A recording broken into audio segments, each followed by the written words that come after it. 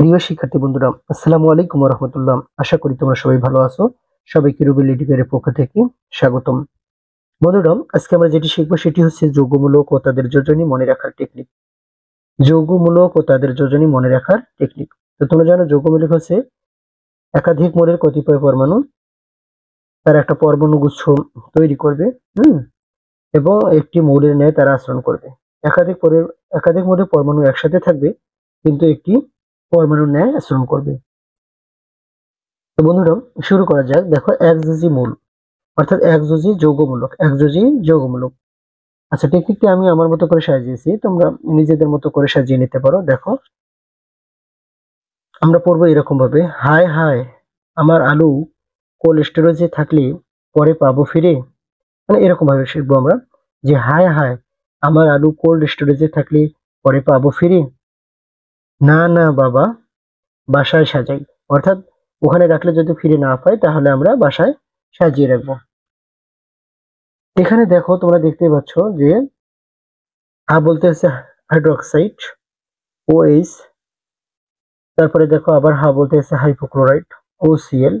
এখানে এই যে চিহ্নটি দেওয়া আছে তার যোজনী বোঝাচ্ছে। এরপরে আমার বলতে আছে অ্যামোনিয়াম NH4। তোমরা সবাই জানো। আলু বলতে আছে অ্যালুমিনেট। কোল্ড স্টোরেজ বলতে ক্লোরাইড থাকলে বলতে হচ্ছে থায়োসায়ানেট। পরে বলতে আছে পারক্লোরাইড। তোমরা এই যে সংকেতগুলো দেখতে পাচ্ছ। পাবো বলতে হচ্ছে পারম্যাঙ্গানেট। ফিরে বলতে হচ্ছে ফসফোনিয়াম। তোমরা এটা মনে রাখবে যে অ্যামোনিয়াম এবং ফসফোনিয়াম এই দুটো হচ্ছে প্লাস। এরপরে দেখো, না বলতেছে নাইট্রাইট। যদি কম হয় তাহলে হবে নাইট্রাইট, আর যদি একটু বেশি হয় তাহলে হবে নাইট্রেট। দেখো, এখানে 2 আছে, এখানে 3 আছে। এটা নাইট্রাইট NO2 এবং নাইট্রেট হচ্ছে NO3। এরপরে দেখো, বা বা বা বলতেছে বাইকার্বনেট, বা বলতেছে বাইসালফাইড। আবার দেখো বা আছে, তাহলে বাইসালফেট। দেখো, যদি সালফাইড আইড যদি হয় কম এবং এট যদি হয় তাহলে হচ্ছে দেখো বেশি 4। এরপরে দেখো, সাই বলতে হচ্ছে সায়ানাইড। সাই বলতে কি বলতো? সায়ানাইড CN, এবং সাজাই বলতে হচ্ছে সায়ানেট সায়ানিড CNO। বন্ধুরা, এরপরে যে দেখো দ্বিযোজী যৌগমূলক কি বলতো? দ্বিযোজী যৌগমূলক। এটা আমি আমার মতো করে সাজিয়েছি। দেখো, কেমন করে জিঙ্কুদার সালাশালি থাকে সিলেটে। কেমন করে জিঙ্কুদার সালাশালি থাকে সিলেটে। কেমন বলতে দেখো, এখানে কার্বনেট। কেমন বলতে কি বলতো? Carbonate CO3। এটা হচ্ছে দ্বিযোজী যৌগমূলক। এরপরে দেখে কেমন করে, করে বলতে হচ্ছে ক্রোমেট CrO4। তারপরে দেখো কেমন করে জিঙ্কু। জিঙ্কু বলতে এখানে আছে জিঙ্কেট। আর দার বলতে এখানে আছে ডাইক্রোমেট। দার বলতে কি বলতো? ডাইক্রোমেট। এরপরে দেখো, শালা বলতে আছে সালফাইড, এবং শালি বলতে আছে সালফেট। এটা তোমার মনে রাখবে যে শালা বলতে আছে সালফাইড এবং শালি বলতে আছে সালফেট। থাকে বলতে হচ্ছে থায়োসালফেট। থাকে বলতে কি বলতো?